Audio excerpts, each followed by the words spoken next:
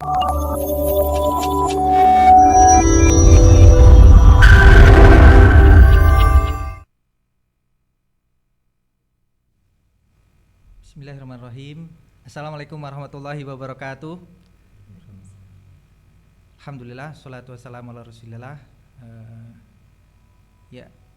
Kembali lagi bersama kami di podcast yang kita tunggu-tunggu setiap Kamis sore, walaupun tidak setiap pekan ada ya. Insyaallah hari ini kita bertemu kembali ya. Dan podcast Muhammadiyah for All ini seperti biasa kita adakan di studio Tablik Digital ya, Pusdiklat Tablik Institut, Majelis Tablik Pimpinan Pusat Muhammadiyah ya. Ini adalah kerjasama dari Majelis Tablik Muhammadiyah Pimpinan Pusat Muhammadiyah dengan Majelis Pelayanan Sosial Pimpinan Wilayah Muhammadiyah Daerah Istimewa Yogyakarta. Insyaallah bersama saya ini mungkin kalian baru, teman-teman sekalian, para pendengar maupun pemirsa baru bertemu kembali bersama saya. Ini yang kedua bagi saya. Sebelumnya dengan host-host yang cantik-cantik ya. Sekarang baru yang beda sendiri ya. Karena hari ini kita juga akan membahas sesuatu yang lebih menarik ya, terkait dengan isu-isu kelansiaan ya. Tentunya sebenarnya ini saya grogi di sini, tapi supaya saya nggak grogi, kita akan sambut langsung yang menemani saya ya. Pertama ada teman saya ya, sudah lama kita berteman ya, Mas Aad ya. Ini Mas Aad Rifaat Farid, dia adalah koordinator divisi lansia ya di Majelis Pelayanan Sosial ya. Jadi kita banyak bicara nanti tentang lansia insyaallah ya. Mas Aad ini juga banyak tulisannya di beberapa media terkait dengan lansia, dan tentunya yang mendampingi langsung terkait dengan program Muhammadiyah Senior Care ya. Dan karena ada senior-seniornya, tentu Mas Aad ini lebih senior dari saya baik di bidang keilmuan maupun di lapangan terkait dengan lansia. Dan satu lagi ada Mas Aad bawa teman ya. Temannya ini juga nggak kalah luar biasanya, karena beliau juga banyak menelurkan karya-karya, karena beliau juga akademisi yang berkaitan dengan lansia nggih. Ya, ada Dr. Uli Dr. Rohana, Bu Uli ya, Bu Ruli ya. Baik Bu Ruli, bagaimana kabarnya Bu? Sehat, alhamdulillah. Ya, dari mana sebelumnya tadi? Sebelum ke sini? Dari kampus, masya Allah. Langsung dari kampus ya? Ya. Membahas kelansiaan juga. Terus Mas Aad tadi dari mana Mas? Dari sebelum kampus juga. Dari kampus juga, tapi beda ini dari UM. Menyelesaikan yang belum selesaikan. Iya, jadi dokter. Iya. Nggih. Baik, kita bahas tentang lansia ya. Mungkin banyak di antara kita lansia itu punya banyak stigma yang agak negatif gitu. Kalau kita ngomong merawat lansia ya. Lansia itu mungkin keras kepala, agak susah untuk dirawat, dan mungkin ya kembali ke masa anak-anak gitu. Nah, menurut mungkin Bu Ruli dulu yang sering melakukan penelitian kepada lansia dan mungkin punya program-program tentang kelansiaan gitu. Iya, ya. Kalau kita membahas lansia itu sebetulnya kita kembali lagi ya, karena awalnya kita dulu dijaga oleh ibu kita yang saat ini memang sudah jadi lansia ya. Jadi otomatis kalau menurut saya kita yang harus ganti menjaga lansia. Nah, ini kuncinya bahwa kita bergantian menjaga beliau, karena kita juga pernah dijaga beliau. Jadi otomatis inilah bakti kita dulu. Kalau kita sudah, bagaimana kita menjadi anak itu terus harus berbakti ya. Ini bagaimana cara kita menjaga lansia ini harus juga sama ketika kita dijaga waktu ibu kita menjaga kita waktu masih anak-anak. Nah, itu. Jadi bisa kuncinya. dibilang membayar jasa begitu Oh, yang jangan enggak, membayar. bukan. Jasa itu nggak bisa, orang tua itu nggak bisa dibayar jasanya. Oh iya, jadi Karena luar biasa. iya, beliau. kita ingin memberikan yang terbaik karena kita sudah diberikan yang terbaik oleh orang tua Iya, kita. itu yang lebih tepat. Nah, Iya. karena Bu Luli kan sudah punya orang tua yang saat ini mungkin posisinya sudah lansia ya. Kalau Iya. Mas Aat gimana mungkin? Masih Ada nyambung yang Bu Luli tadi bahwa merawat lansia itu kan sebenarnya ajaran universal bagi semua agama, sama dengan memilih pemimpin begitu. Ajaran agama Islam birrul walidain diajarkan begitu. Nah, kemudian kita ya kemudian menerapkan ajaran agama tadi sekaligus kemudian juga dalam satu sisi merawat lansia itu sebuah kewajiban begitu. Nanti kita akan bicara banyak soal itu, termasuk di masyarakat sekarang. Kalau Bu Ruli pernah dengar ada namanya generasi sandwich begitu. Oh iya. Ya, Dengan betul. generasi, pernah dengar Mas Rizal? Yang gimana itu? Generasi sandwich itu sebenarnya satu generasi yang mengurus satu generasi ke bawah dan satu generasi ke atas. Makanya namanya sandwich di tengah begitu. Iya, Misalkan berarti saya merawat yang lansia dan merawat anak-anaknya juga. Iya. Oh iya. Nah itu kemudian di diskusi yang paling banyak sekarang adalah menghindari itu dengan cara orang tua ini kemudian cukup hanya diberikan finansial. Misalkan di kota-kota besar begitu ya, gaji 4 juta, orang tua ditransfer 2 juta dirasa cukup begitu. Padahal esensinya bukan itu begitu. Jadi esensinya sebenarnya apa? Merawat lansia itu tadi kalau bukan finansial, terus apa lagi? Tapi kan tadi menarik Mas itu Mas Saad soal ini ya, birrul walidain ya. Memang kalau Ketua Majelis Tabligh pernah di satu kajiannya itu bilang setelah kita mentauhidkan Allah ya sebagai akhlak yang paling utama, akhlak selanjutnya adalah membaktikan orang tua. Tapi kan itu sebatas kita memahaminya ya. Kebanyakan orang memahaminya sebatas kita ke orang tua kita sendiri. Nah, padahal orang tua yang lain di sana kan banyak yang terlantar. Itu kan apakah tanggung jawab kita juga? Ya, saya menjelaskan kalau kita bicara banyak orang tua terlantar, nah ini kembali lagi kepada diri kita sendiri dulu. Artinya mau nggak sih kita memperhatikan orang tua kita seperti beliau memperhatikan kita waktu masih kita kecil gitu. Nah ini aja esensinya di situ dulu. Kalau apakah dulu orang tua kita itu hanya memberikan uang untuk sekolah, untuk makan, apakah juga seperti itu? Nah ini kembali lagi bahwa kalau memang seperti itu, apa iya benar? Jadi kita harus menggali lagi bahwa sebetulnya orang tua kita itu dulu seperti apa. Nah ini yang mudah saja, maksudnya yang mudah untuk agar kita memahami sebaiknya dengan orang tua itu seperti apa gitu. Nah, tapi Itu banyak lebih. dari kita mungkin teman-teman bahkan kita sendiri ya kadang lupa apa ya yang sudah diberikan orang tua kepada kita ya. Lupa ya. Iya, itu yang menjadi masalah kayaknya ya. Ya, jadi merawat orang tua itu bukan esensi hanya finansial saja, tetapi juga bisa memberikan rasa aman, nyaman, menyayangi begitu. Nah, yang saya sebut tadi generasi sandwich itu kemudian anak-anak muda berusaha menghindari itu, tidak mau merawat orang tua, tapi satu sisi juga merawat anak tidak mau.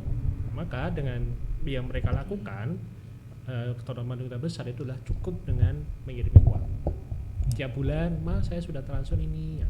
Dianggapnya cukup merawat orang tua seperti itu, tapi bukanlah seperti itu esensinya.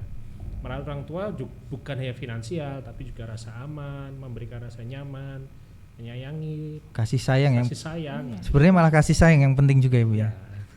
Tapi gimana dengan kondisi kita mungkin rumah kecil ya kan Bu, nggak mungkin disatukan. Ya itu tadi, artinya kalau kita memang nggak bisa satu rumah dengan orang tua, kan ada beberapa hal yang harus diperhatikan kalau kita kembali lagi menjaga dan merawat lansia. Jadi lansia itu harus memiliki keamanan bagi lansia. Jadi kita harus memastikan bahwa di rumah beliau sendiri itu kamar mandi tidak licin, kemudian lantai juga tidak basah. Nah, hal-hal yang semacam itu menyangkut keamanan lanjut usia ya, yang istilahnya masih ini di kulitnya kita harus melihat seperti itu. Kalau kita memang tidak mampu tinggal dengan orang tua, nah itu yang harus dipahami dulu. Ya tapi saya jujur merasa ini Bu, kadang lihat orang tua tinggal sendiri begitu, apalagi kalau jalan enggak kayak karena mungkin penyakitnya ya, jalannya nggak bisa tegap gitu ya, pelan-pelan gitu. Karena saya punya di depan rumah saya persis gitu. Dan kalau anak-anak saya itu main ke rumah beliau itu senangnya minta ampun. Cuman ya kadang kasihan kan, karena namanya anak-anak kan mesti membuat ulah kan. Beliau kan harus membersihkan, akhirnya nggak sering-sering. Tapi di situ kita merasa apakah nanti kita akan mempunyai orang tua yang seperti itu, kita tinggal jauh. Karena itu kasusnya di depan rumah saya bukan ditinggal jauh, tapi anaknya bertanggung jawab 2 hari atau 3 hari sekali datang. Tapi kan hanya sebentar saja, nggak lama kan? Iya itu.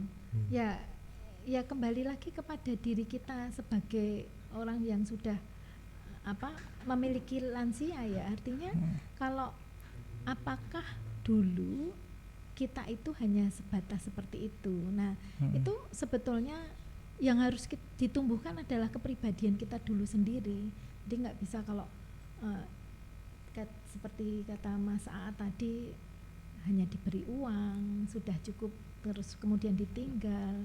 Itu sebetulnya kan nggak cukup seperti itu. Jadi kalau memang kita tidak bisa berada di sekitar lanjut usia atau kita memang berbeda rumah, memang kadang-kadang lansia juga nggak kerso loh kalau ikut anaknya itu nggak kerso, kurang nyaman gitu. Tapi beliau pasti lebih memilih tinggal di rumahnya sendiri. Nah kalau sudah memilih gitu ya itu pastikan keamanannya.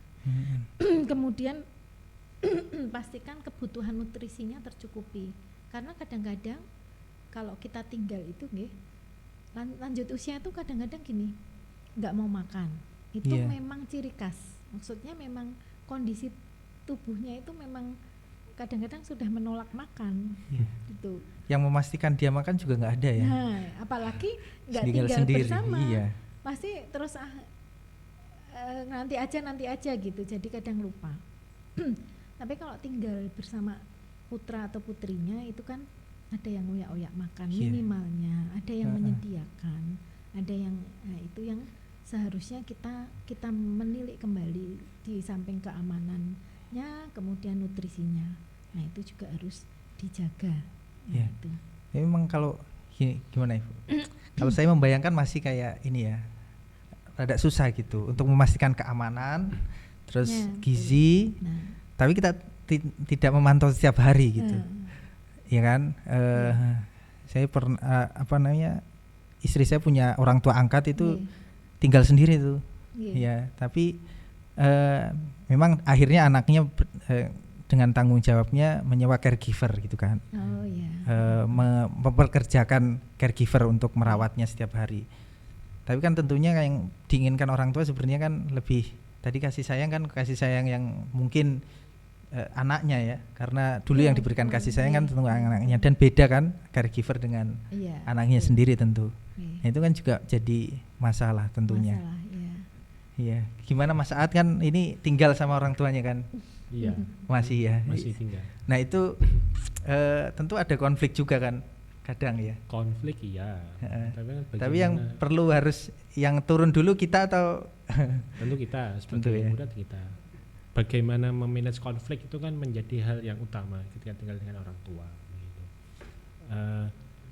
Ya saya sebagai anak laki-laki terakhir begitu, maka saya harus jaga gawang di rumah. Iya, Insya Allah ini mulia sekali. Pembahasannya gini pekerjaan yang mulia ya. Makanya kemudian ketika konflik, ketika tinggal dengan orang tua, dengan mertua pasti ada konflik. Tinggal bagaimana kita memanage konfliknya itu. Kan ibaratnya itu kita seperti sedang melewati polisi tidur itu loh. Kita tidak bisa melewatinya jika tidak pelan-pelan. Nah, tapi konflik kan juga begitu. Yang kayak Mas Aat menyadari bahwa itu suatu ya, aku mau lah jaga gawang gitu, tapi nggak banyak kan? Iya, Tapi kembali lagi kalau kita kemudian kembali ke ajaran agama universal tadi, pastilah kita tahu bahwa birrul walidain menjadi hal yang mutlak begitu ya dalam ajaran agama. Kita fokus ke agama Islam kan juga menjadi tadi akhlak utama. Betul. Cuman kan menyadarkan orang semacam itu kan nggak mudah kan.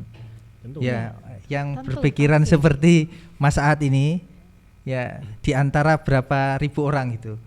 Pasti kan mungkin jumlahnya sangat minoritas itu, sangat sedikit sekali kan. Betul. Rata-rata anak-anak muda itu tidak mau tinggal dengan orang tua atau mertua hanya karena tadi. Nanti banyak konflik. Iya. Tapi bagaimana cara memanage konflik itu mereka tidak mau belajar lebih lanjut begitu. Kan termasuk dalam tadi keamanan tadi bukan memastikan aman dari pencuri, bukan, tapi bagaimana ketika misalkan orang tua ini berada di kamar mandi aman. Maksudnya tidak ada hal-hal yang membuat dia celaka gitu. Misalkan pintu kamar mandi itu jika ada lansia jangan dibuka ke dalam, tapi keluar ya. atau enggak geser. Kenapa begitu? Karena Dan tidak nanti boleh dikunci Iya. kalau orang tua di kamar mandi. kenapa tidak boleh ke dalam? Nanti kalau misalkan lansianya pingsan, pintunya bakal tutup dengan badan lansia gitu. Kemudian di dalam kamar mandi harus ada pegangan-pegangan. Nah, rasa keamanan, rasa nyaman itu seperti itu, hal seperti itu. Iya. Gitu. Berarti kalau kita punya orang tua yang lansia itu sebenarnya kita harus belajar ya Bu. Ya. Nggak bisa, wah kayaknya perasaan saya kayak gini aja lah ya. Belajar dulu orang tua juga belajar loh ketika ketika kita masih kecil, dia juga belajar untuk mendidik kita loh. Iya. Jadi ya ini. Tapi kan nggak banyak Bu. Sekarang kelas parenting ya mengajar anak banyak. Bahkan nggak murah gitu. Ratusan ribu bahkan jutaan, puluhan juta ada gitu kelas yang kayak gitu. Tapi merawat lansia itu kan coba Mas, saya belum pernah nemu yang kayaknya gratis aja, yang datang paling sedikit gitu kan. Ya, sebetulnya kita mau mengembangkan ya Mas Saat LKSLU ini yang milik Muhammadiyah ini juga berkaitan dengan lanjut usia, nantinya akan memberikan jadi semacam pelatihan untuk kaum muda yang memiliki lanjut usia untuk bisa mendampingi lanjut usia ini. Jadi nanti mungkin kalau ini malah justru bisa di ini. Iya, solusi. Tapi kan sebelum ke sana itu kan harus ada ketertarikan Bu ya. Iya. Ketertarikan, motivasi anak-anak ini yang nggak mau jadi generasi sandwich jadi bisa mau mereka yang rawat anak, yang rawat orang tua, dan tentu ada energi yang ekstra. Ya kan? Pasti. Ya kan? Maka kita harus memotivasi mereka lebih kan. Nah, sampai tahapan itu kira-kira ada mau langkah apa yang mau kita lakukan ini?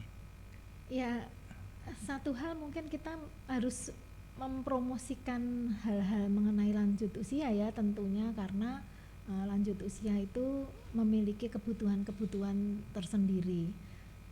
Beda dengan anak kecil. Kalau anak kecil itu kalau nangis dikasih apa yang diminta kan sudah terus diem gitu ya. Tapi kalau lanjut usia ini kan sebetulnya membutuhkannya perhatian anak-anaknya gitu. Jadi artinya kita harus menyadarkan, promosinya adalah menyadarkan kita sebagai generasi muda itu untuk memahami kelanjut usiaan ini. Ya, apalagi Indonesia dan Yogyakarta sendiri booming ya. Tempat lanjut usia rujukan pensiunan ya. Nah, ini kita sebagai generasi muda Muhammadiyah ini secara nyata harus mampu mempromosikan kelanjut usiaan ini untuk dapat dipahami oleh anak-anak muda agar bisa birrul walidain tadi ya. Iya.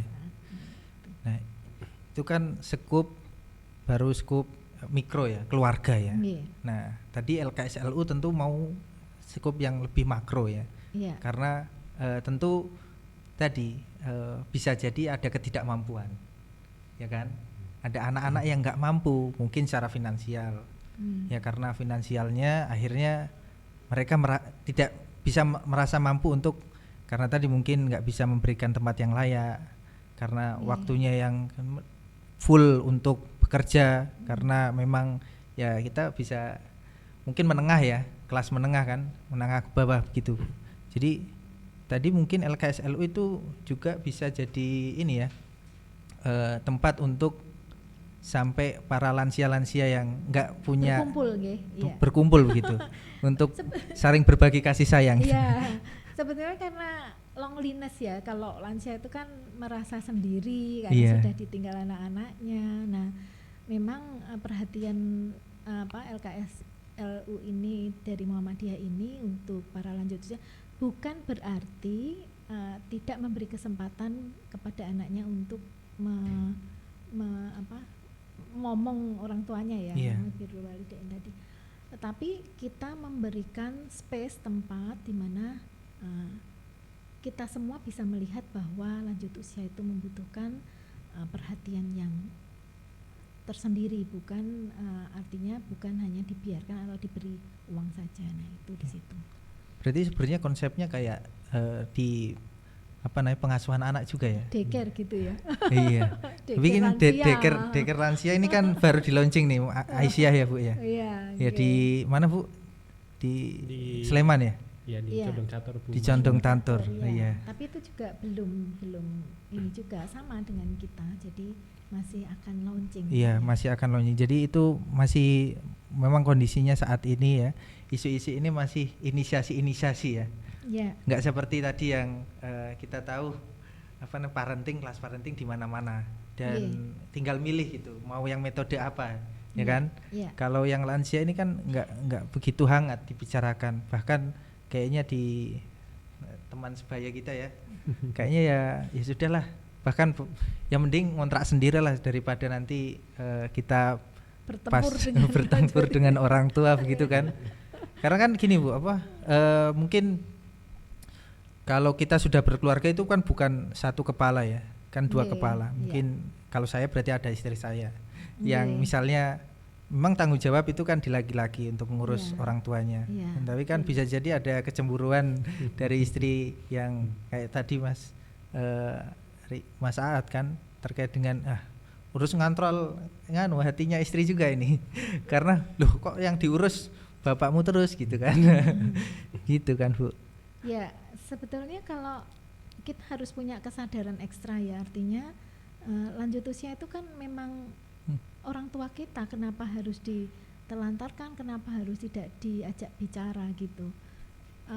Pandangan-pandangan yang seperti inilah yang seharusnya kita edukasi untuk kemudian mereka memahami bahwa lanjut usia itu membutuhkan perhatian kita.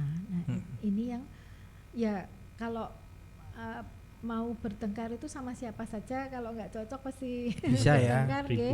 Artinya dengan ibu kita sendiri aja kalau nggak cocok bisa saja apalagi dengan mertua gitu. Nah, bagaimana kita, kalau menurut saya punya prinsip kalau kita nggak bisa memaklumi orang lain itu artinya kita sakit. Kalau saya begitu. Jadi kalau kamu nggak sakit pasti kamu bisa memaklumi kok, apalagi ini orang tua kita sendiri gitu. Kalau saya begitu. Nah, menurut Mas Aat baiknya, jadi kan banyak orang yang menghindari jadi generasi sandwich ya. Nah, menghindari itu kan juga perlu effort dan tidak menghindar juga perlu effort. Maksudnya kalau menghindari kan dia ya ya sudahlah, nggak mau ambil pusing lah dengan urusan orang tua gitu kan. Walaupun nanti juga mereka akan menyesal kayak saya kira ya, di akhirnya akan nyesel kan. Tapi kan tadi orang yang mau akhirnya kita ajak supaya tetap merawat orang tua meskipun dengan kesibukan mereka dan juga merawat anak mereka. Nah itu gimana cara meyakinkan mereka gitu. Karena yang hadir di sini kan sekarang, hadir saat ini di media manapun kan gitu. Kita kayaknya lebih enak lah, lebih enteng lah kalau tanpa orang tua begitu. Iya. Ya, kembali ke bahwa LKSLU ini kan tadi nyambung nanti dengan jawaban pertanyaan Mas Rizal tadi, bahwa panti ini adalah opsi terakhir begitu. Sama seperti pengasuhan anak, panti adalah opsi terakhir. Seperti kita tahu di Jogja itu panti-panti itu waiting listnya panjang Jadi para lansia itu ketika mau masuk harus daftar tunggunya panjang. Oh ini kayaknya makanya kenapa jadi ibu saya itu pengasuh di panti anak Bu, tapi beberapa tahun terakhir itu panti-panti anak diganti panti lansia. Mungkin karena waiting listnya panjang ya. Di Jogja ini panti milik pemerintah, milik negara itu waiting listnya panjang. Para Karena lansia bisa jumlah lansia sekarang booming ya. Para lansia bisa masuk panti ketika dua hal, yang di dalam sudah meninggal atau pak lansianya dijemput oleh keluarga. Nah, jika kemudian kebutuhan panti kemudian tidak cukup, maka pengasuhan berbasis keluarga adalah yang mutlak begitu diberikan, yang bisa dilakukan. Akarnya harusnya di keluarga kan? Di keluarga. Tinggal bagaimana kita bisa memberikan promosi dan edukasi. Aisyah dalam rangka ini kan beberapa bulan belakangan gencar terhadap itu. Unisa misalkan atau PWA, PPA itu kan memberikan semacam pelatihan keterampilan mengasuh orang tua. Nah ini kan kemudian sadar bahwa tidak bisa mengandalkan panti. Menjadi opsi terakhir, benar opsi terakhir jika homeless, lansianya homeless itu barulah bisa. Itu pun juga homeless kemudian harus ada rujukan dari sebagainya. Maka ya problem besar menurut saya begitu adalah tadi di depan mata itu memang generasi sandwich memang banyak dihindari. Berarti kan tadi ribet dan sebagainya. Strategi kita adalah ngajak yang promosi, tadi edukasi generasi muda ini. Edukasi generasi muda. Dan kayaknya perlu narasi Bu. Narasinya perlu dibangun. Mereka nanti jadi lansia mau kamu ditelantarkan gitu mungkin kayak gitu ya. Istilahnya dalam bahasa Jawa diatosi.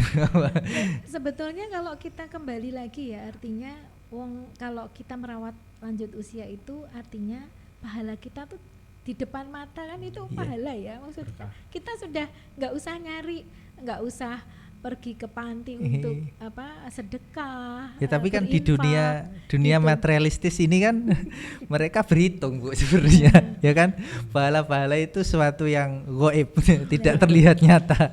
Ini yang harus disadarkan itu tadi. Makanya kita perlu memahamkan kepada generasi muda bahwa gak usah kemana-mana kalau mau punya pahala banyak, ya rawatlah lansia, lanjut usia atau ibu atau bapak kita gitu. Bener sih, sejalan sebenarnya. Kalau dulu kan ada kisahnya, ada sahabat mau ikut perangan ya Bu ya, terus kemudian sama Rasul tanya, ada bapak ibumu nggak? Ada, itu dia minta izin belum, suruh pulang, suruh ngelawat kan. Berarti kan memang itu pahalanya lebih dari betul. Orang berjihad di jalan Allah kan tentunya. Nah tapi kan menyadarkan orang yang sudah terlanjur tadi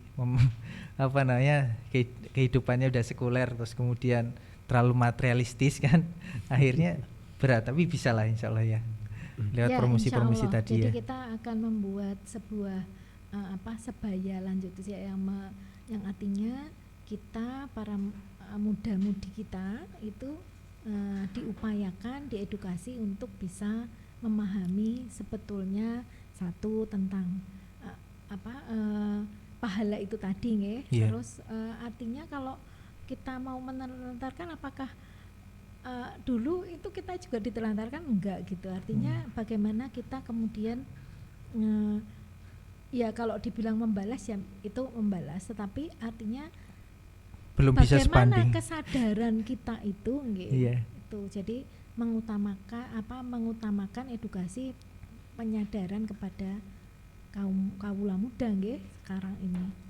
Berarti ini juga bisa jadi masukan penting harusnya ya. Atau sebenarnya sudah dibahas juga ya. Di muktamar atau di pertemuan-pertemuan di pimpinan pusat ya. Cuman harusnya ini jadi gerakannya AMM juga Bu. Terutama Nasihatul Aisyah sama Muhammadiyah ya.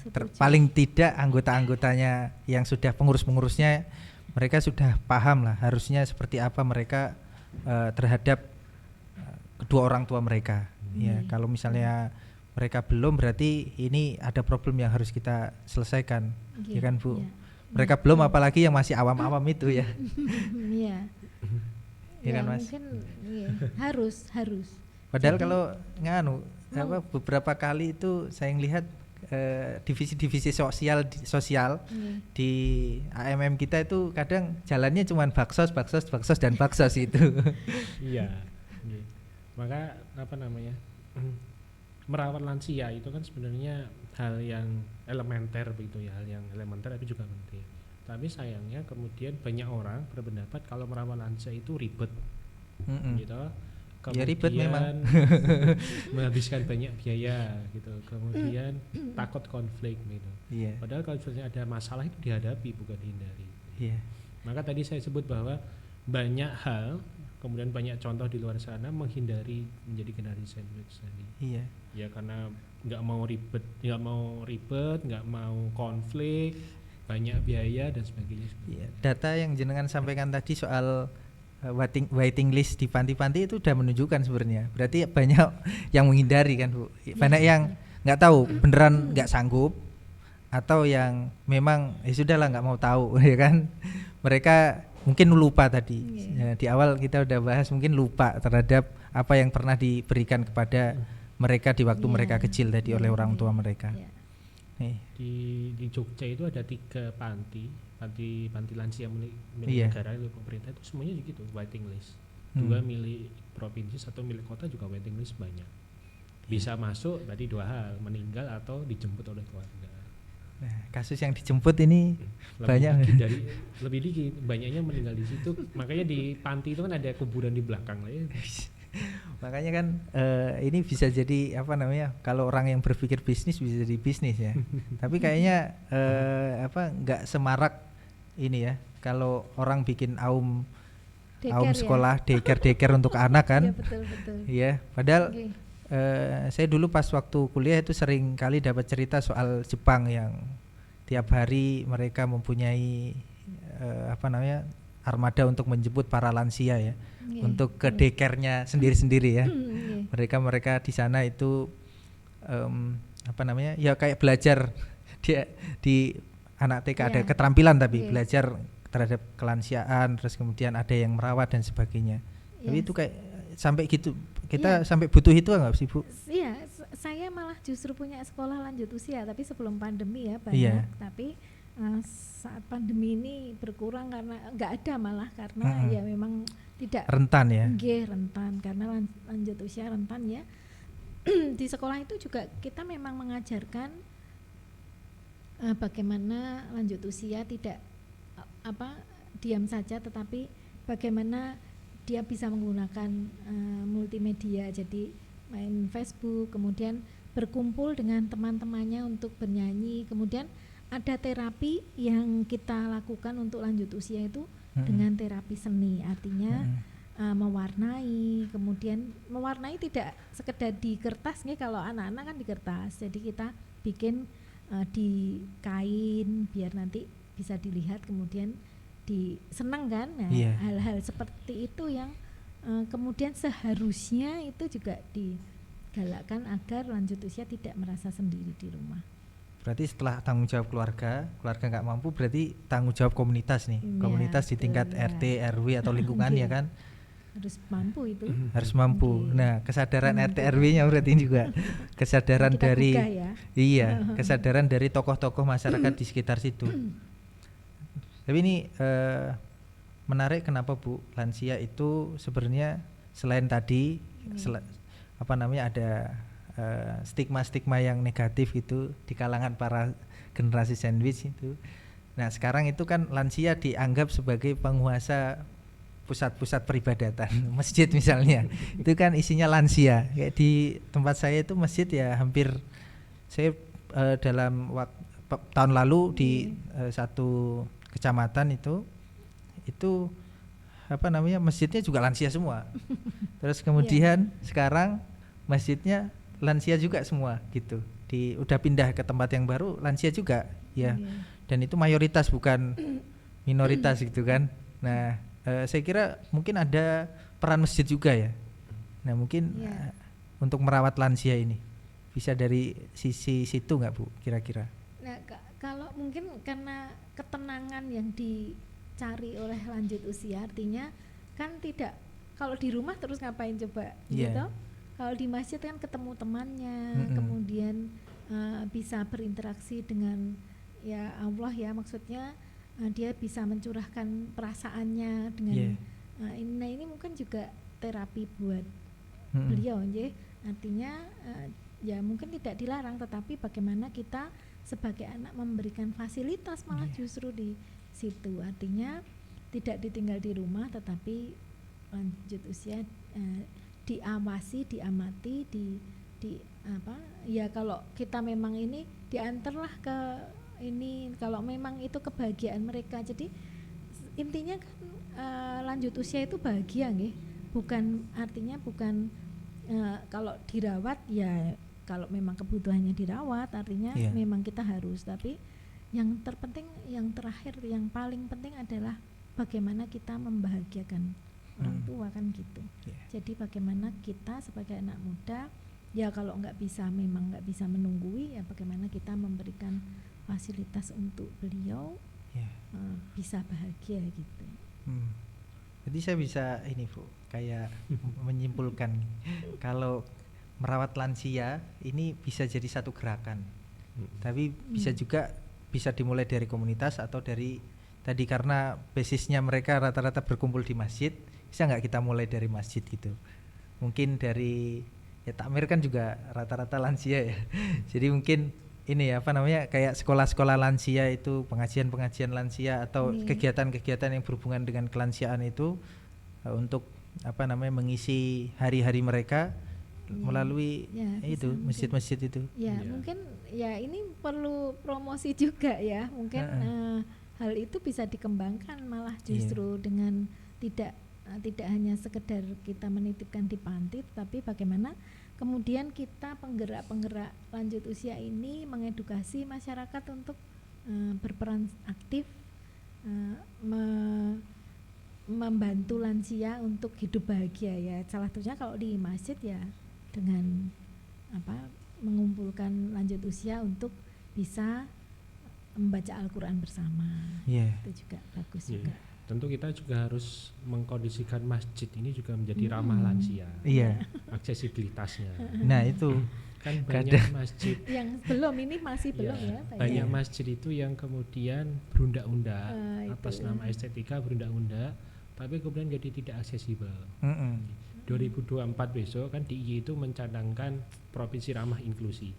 Inklusi ini bukan hanya bagi difabel tapi juga lansia. Lansia juga. Jamak kita temui kan masjid yang ada kolamnya itu loh, kolam cuci kaki. Itu kan sebenarnya maksudnya baik. Dulu dakwah Wali Songo begitu agar para petani itu bisa langsung ke masjid cuci kaki di situ dan wudu. Tapi soal kemudian membersihkan najis juga mungkin ya. Perkembangan zaman kemudian kan kita menyadari bahwa ada hak aksesibilitas di situ. Maka kemudian RAM, ada pemasangan RAM ya namanya. RAM, kemudian pegangan-pegangan menjadi hal yang harus dilakukan gitu. Ya, keamanan tadi. Ya, keamanan dalam beribadah. PWM ini sudah membuat RAM, membuat pegangan, kemudian menjadi ramah, termasuk di kamar mandi juga banyak pegangan. Nah, sebenarnya memberikan hak bagi lansia untuk nyaman, untuk aman beribadah tadi. Ya, karena kita tahu tadi seperti Mas sebut bahwa penghuni atau peramai masjid ini lansia gitu kan. Padahal di hadisnya itu yang yang nanti tidak dihisab untuk masuk surganya itu pemuda yang terpaut di masjid ya Bu ya. Ini malah banyakkan lansianya ya. Pemudanya kemana ini? Tapi mungkin ya pemudanya banyak di masjid kampus ya. Karena kan Jogja banyak kampus ya. Ya itu mungkin pemberdayaan pemudi masjid untuk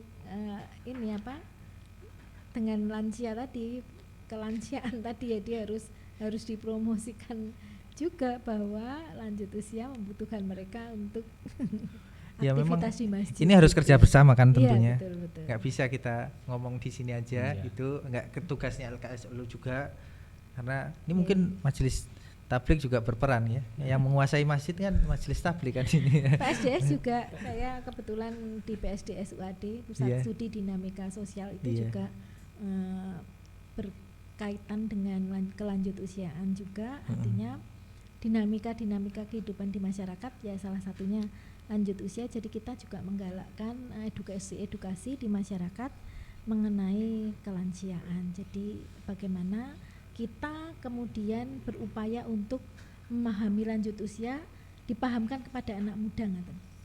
Nggih. Ini ada pertanyaan Bu dari penyimak kita yang ada tadi dari Facebook atau dari YouTube ini. Nah, ini ada pertanyaan dari Mas Wandi. Apakah ada contoh negara yang sangat baik dan menjamin kesejahteraan lansia? Ya. Kira-kira pengelolaannya itu bagaimana, dan karena tidak dapat dipungkiri peran negara melalui peraturan-peraturan itu yang pro kepada lansia itu memang sangat diperlukan. Ya, kalau peraturan pemerintah mungkin sudah ya kan? Ada Komite Lansia, terus kemudian ada gerakan-gerakan lansia, bahkan tadi panti yang awalnya panti anak jadi panti lansia, itu semua panti-panti pemerintah semua. Tentu, nah ini yang tadi negara yang ini Bu, negara Jepang ya tadi ya. Oh ya, Jepang. Ya, Jepang itu luar biasa untuk lanjut usia karena mereka juga banyak sekali lanjut usianya. Jadi mereka memperhatikan dari segi keamanan tadi yang dimaksud di tempat-tempat umum itu. Mereka sudah jadi kalau ada pegangannya, kemudian lantainya tidak licin kalau untuk jalan lanjut usia, kemudian jadi di sana juga wisata, maksudnya wisata kota pun ada yang memperhatikan kebutuhan lanjut usia. Jadi kan lanjut usia itu duduk-duduk untuk sekedar melihat pemandangan di kota. Kalau di desa banyak ya bisa cuci mata gitu. Nah sekarang kalau di kotanya jarang ada taman. Di kota ini saya juga mengusulkan kemarin, saya mengusulkan kepada pemerintah kota bagaimana wisata lanjut usia di dalam kota. Artinya mereka di taman itu bisa membuat senang gitu, membuat bahagia. Nah ini sebetulnya pemerintah kota ini dan pemerintah yang lain, artinya tidak hanya di kota, seperti di Jepang itu mereka sudah ramah lanjut usia. Selain Jepang ada juga contoh lain, negara-negara yang welfare state, negara kesejahteraan, negara Swiss atau Skandinavia, Eropa Utara, Swedia, Finlandia gitu. Di sana karena orientasinya adalah kesejahteraan, welfare pluralism gitu kan, maka kemudian kesejahteraan masyarakat yang terjamin, termasuk lansia. Bagaimana aksesibilitas antar moda transportasi lansia bisa mengakses itu banyak di sana, bisa banget. Nah, kemudian kalau kita ingin seperti pertanyaan Mas Wandi tadi, kita bisa mencontoh negara-negara tadi, misalkan Jepang ataupun negara Skandinavia gitu. Tentu nanti akan ada banyak hal yang bisa kita contoh, gitu. Banyak hal juga yang bisa kita perbaiki, gitu. Termasuk bagaimana jaminan tadi disebut jaminan kesejahteraannya, jaminan sosial dan sebagainya. Gitu. Negara-negara itu tadi Skandinavia itu memang pada dasarnya menjamin kesejahteraan masyarakat melalui adanya jaminan kesejahteraan tadi. Misal penghasilan gitu ya, 100.000 US dollar dipotong 5%-nya untuk jaminan hari tua. Memang sudah seperti itu. Tapi kan di Indonesia belum serapi itu begitu ya. Ada jaminan hari tua, tapi kemarin ada polemik dan sebagainya. Kita bisa mencontoh itu. Termasuk negara-negara Skandinavia atau welfare state tadi, taman kotanya oke, moda transportasinya oke, kemudian respect mereka terhadap orang tua memang amat bagus. Kalau sekarang tak ada taman kota di mungkin kota itu yang menuhi anak-anak muda kayaknya. Orang-orang tua nggak ada kesempatan buat jalan-jalan di situ. Karena kita belum terbiasa sebetulnya, artinya kan sebetulnya orang tua pun lansia itu juga membutuhkan loh. Kan tidak hanya untuk gerak mereka anak-anak ya. Iya. Gitu. Nah kalau anak-anak kan gampang, nanti di pojok-pojok kota itu ada apa seperti pasar malam gitu ya, kecil-kecil mereka udah bisa loncat-loncatan di situ. Tapi kalau memang orang tua kan memang butuh perhatian khusus ya, terhadap perhatian khusus terhadap ya wisata tadi ya, wisata sehat lanjut usia yang mungkin di dalam kota belum ada kalau di Jogja. Ternyata kalau didiskusikan banyak ya. Iya banyak yang harus tata ulang ya. Iya. gerakan. Makanya tadi harus gerakan bersama. Iya, betul. Iya. Lansia itu kan sebenarnya pada akhirnya kan inginnya berinteraksi antar sesama. Ada cerita begini, tabungan pensiun diambil tanggal 30 begitu. Kemudian karena pengen ketemu, lansia-lansia ini kemudian datang tanggal 28, 7. Kemudian pengelola taspen begitulah sebut tabungan pensiun ini kemudian menyediakan ruang karaoke, menyediakan ruang konsultasi. Ya. Itu ada terjadi di kota Jogja. Konsultasi kesehatan. Jadi tanggal 30 ngambilnya, tanggal 29 sudah ramai. Akhirnya pengelolanya nyiapin ruang karaoke, nyiapin apalah begitu kan untuk karena ada kebutuhan ternyata ya. Kebutuhan untuk pengen bertemu. bertemu Sesama lanjut usia. Dan mereka juga kalau lansia itu sangat senang untuk bercerita ya. Betul. Iya, dan sangat senang untuk didengar. Tapi yang mendengar biasanya mereka lebih senang kalau yang mendengar kita. Saya pernah praktek Bu soalnya beberapa hari atau beberapa pekan di salah satu panti itu. Ya kalau mereka pokoknya kalau ada mahasiswa praktek di sana terus kemudian senang mendengarkan itu menjadi primadona itu di sana. Ya karena mereka mengingatnya bukan yang baru yang lama, yang dulu masa mudanya. Jadi yang justru yang diingat itu yang pengen diceritakan itu yang dulu gitu. Jadi hal-hal yang pengen didengar oleh orang lain itu gitu. Jadi ya mungkin memang ini yang harus ada pojok lanjut usia itu. Nanti mungkin bisa mendengarkan mereka bercerita. Kayaknya itu bisa jadi ini Bu, bahan mata kuliah. Ini mereka belajar ya. Jadi tugasnya adalah kita mahasiswa dikasih materi tentang bagaimana mendengar dan sebagainya itu, terus mereka prakteknya adalah mendengarkan lansia. Itu penting juga ya Bu. Jadi supaya bisa jadi mereka nanti akan berbekas dan mahasiswa itu lulusan UAD, lulusan Unisa, lulusan UMY. Nanti berarti saya harus memperlakukan orang tua saya seperti itu. Iya, artinya gini, kan kalau anak kecil itu juga pengen didengarkan oleh ibunya atau kalau habis di sekolah ada apa gitu ya. Nah, sama dengan lanjut usia karena mereka juga seperti itu, pengennya didengarkan. Dan kalau itu disikapi dengan baik, tumbuh kembangnya juga baik kalau anak-anak ya. Iya. Kalau orang tua mungkin secara psikologis panjang umur. Sehat. Ya itu sejahtera, bahagia ya. Jadi memang kebahagiaan di akhir usia itu penting juga ya. Ya akhirnya untuk kita sebagai anak muda kan juga memang harus membahagiakan lanjut usia. Jadi kalau kita berurusan dengan lanjut usia kan ya bagaimana kita membuat lansia bahagia karena biar panjang umur itu tadi. Ya, balik lagi ke LKSLU. Kira-kira tadi udah soal kita mau promosi ya. Terus kemudian nanti kita memanage mana yang masuk panti, mana yang harus kuatkan di keluarganya, komunitasnya dan sebagainya. Nah, ini kan gini, generasi kita sekarang ini kan juga nanti akan tiba masanya, ya kan? Iya, tiba masanya jadi disebut lansia. Nah, lansia itu tujuan akhir loh. Iya, makanya perlu nggak kita persiapan, Bu? Sangat penting, sangat perlu. Nah, isu ini kan juga penting untuk kita sampaikan ke semuanya bahwa kita juga harus mempersiapkan diri sebagai seorang lansia. Mungkin yang paling populer itu kan post power syndrome misalnya, ya nggak? Terus ada lagi ya banyak kayaknya terkait dengan gangguan-gangguan psikologis yang berkait dengan lansia karena masa lalunya gitu kan Bu. Nah ini jadi perhatian nggak nanti LKSLU? Ya menjadi yang perlu kita persiapkan nanti gitu kan. Berarti kalau hal ini kan berarti kita harus mempersiapkan termasuk jaminan jaminan hari tua dan sebagainya. Maka dipandang perlu bahwa kita harus butuh namanya tabungan hari tua, asuransi begitulah namanya.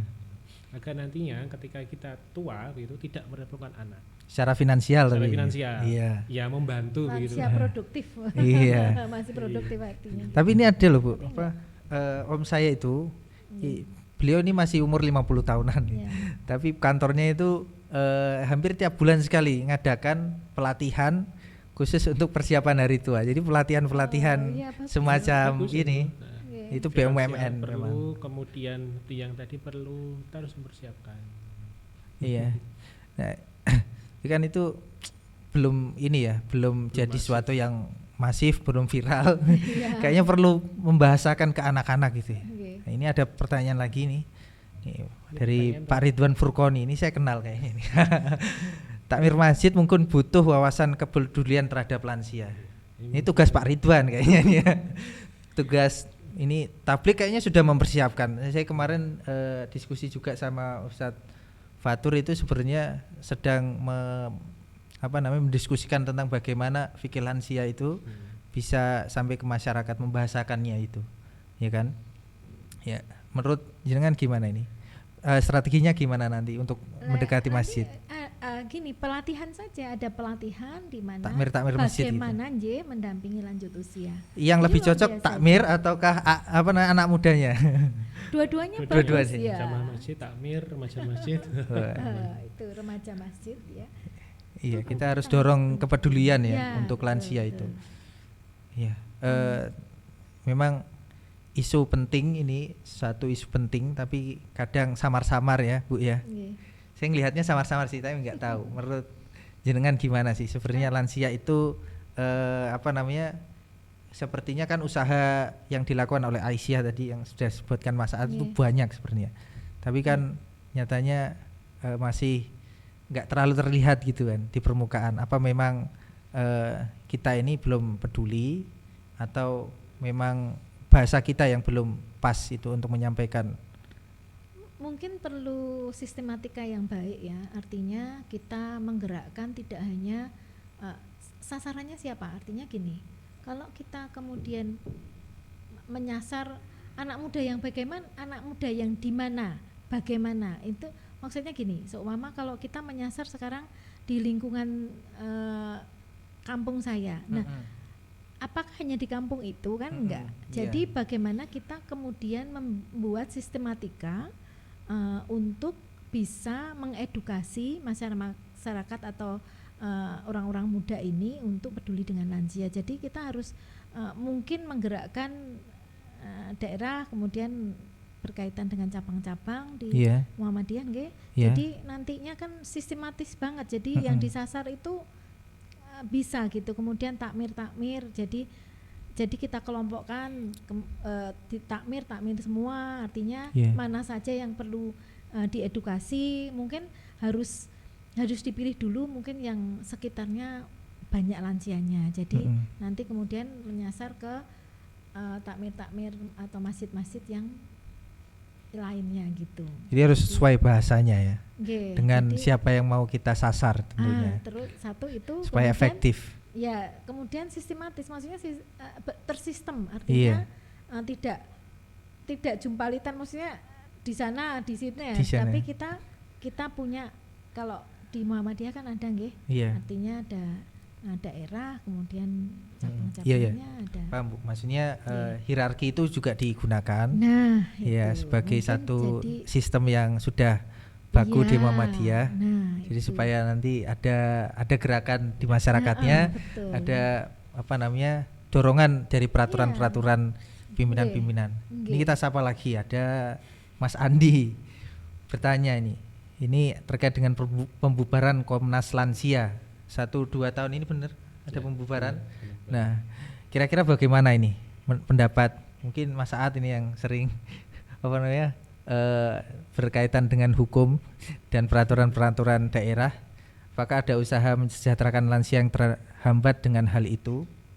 Sebenarnya tapi dijawab dulu, sebenarnya Komnas Lansia ini urgent nggak sebenarnya? Urgent sebenarnya. Urgent ya. Ini dibubarkan atas nama efisiensi birokrasi oleh pemerintah. Kira-kira 2020-2021. Berarti pemerintah nggak menganggap prioritas dong ini? Kemudian menganggap urusan lansia menjadi urusan sosial. Oh gitu. Padahal urusan lansia Dinsos itu bukan hanya urusan sosial saja. Misalkan ya, kalau kita baca di Permendagri nomor 4 tahun 2008, Komda Lansia itu bukan hanya terdiri dari dinas sosial saja, tapi ada PU, ada Kemendik, ada dinas pendidikan, Kanwil Agama dan sebagainya. Kenapa? Karena kalau misalkan kita ngomong soal kejar paket begitu. Itu urusannya urusannya pendidikan begitu. Tapi kalau nanti kemudian tertumpu di dana sosial, maka anggarannya tidak bisa dipakai oleh dinas lain. Paham gitu? Iya, paham. Infrastruktur misalkan, kalau misalkan urusan lansia hanya tertumpu pada sosial, Iya. PU tidak bisa pakai anggaran. Tadi Maka kebutuhan sebenarnya masjid Komda, tadi ya. Komnas itu kan sebenarnya memudahkan urusan pemerintah di bidang lansia. Karena selama ini paradigma kita kemudian urusan lansia menjadi urusan sosial, Kemensos, Dinsos saja. Padahal itu menjadi banyak tangan di situ. Nah, kemudian kalau ditanya apa kemudian kendalanya?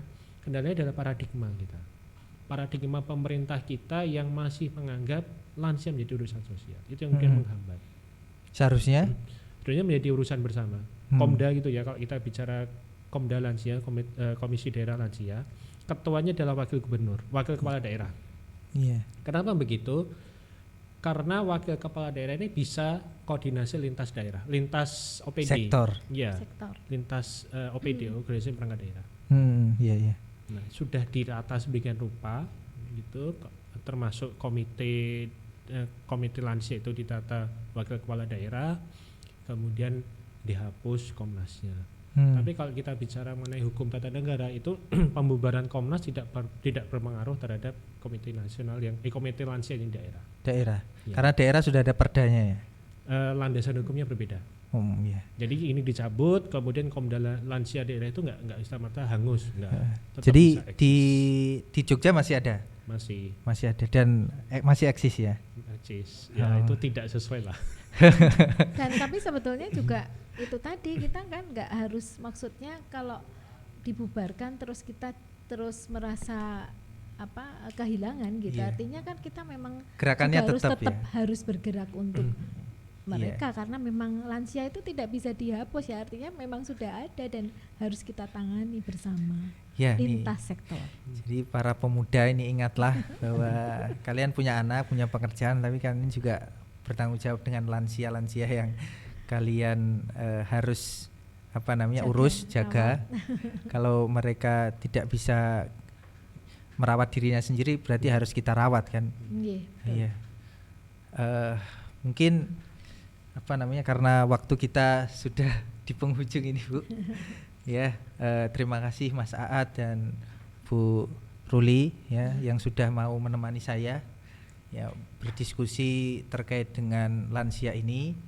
Saya kira coba kita sering-sering aja Mas. Ini kayaknya yang kedua atau yang ketiga ya diskusi tentang lansia di podcast ini. Kedua ya. Mas Aad juga. Iya. Terkait dengan ini ya. Episode depan juga bahas lansia, itu soal komunikasi dengan lansia. Nanti minggu kemudian. Menarik juga ya komunikasi dengan lansia ya.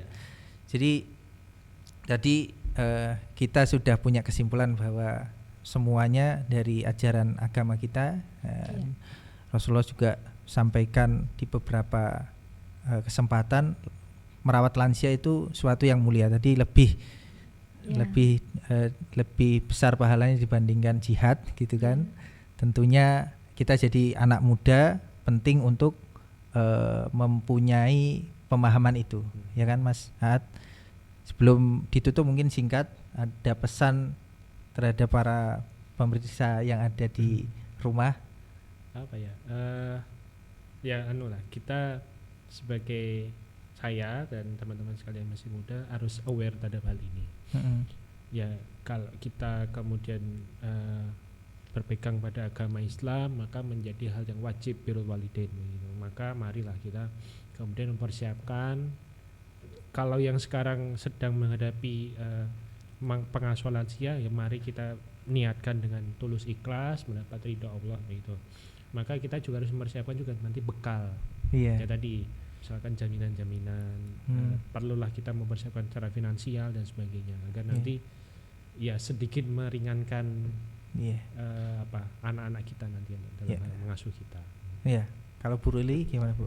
Ya, pahalanya kita sudah di depan mata, jadi jangan pernah melepas orang tua kita jauh dari kita. Jadi artinya bahwa sudah sepantasnya kita anak-anaknya bergantian menjaga beliau. Ya, jadi ini ada pahala yang luar biasa, tapi Iya. tinggal mau ngambil apa enggak. Iya. Masa ya mau diambil orang lain kan Iya, ya. betul. Ini ada kesempatan yang luar biasa dari Iya, Allah betul. Subhanahu wa taala. Nah, Iya. itu mungkin podcast kita cukupkan ya kayaknya ya. Kalau terlalu panjang juga nggak baik. Kita harus sudahi dulu. Meskipun banyak hal sebenarnya yang masih bisa kita bahas, tapi tidak apa-apa ya para pendengar maupun pemirsa yang ada di rumah, baik yang streaming melalui Zoom, YouTube maupun Facebook dari Majelis Tabligh Muhammadiyah. Kami sampaikan terima kasih sudah membersamai kita dari awal sampai akhir tadi. Ya, tetap saksikan podcast selanjutnya Muhammadiyah for All yang nanti insya Allah akan mengangkat isu-isu kemanusiaan yang nantinya bisa menjadi pengasah ya, mengasah kemanusiaan kita agar lebih menjadi manusia yang manusiawi gitu ya, bukan manusia yang seperti robot hanya berpikir tentang materi aja. Mungkin itu ya dari studio Tabligh Digital ya, Majelis Tabligh Muhammadiyah kami sampaikan mohon pamit ya. Saya akhiri, assalamualaikum warahmatullahi wabarakatuh. Waalaikumsalam warahmatullahi wabarakatuh.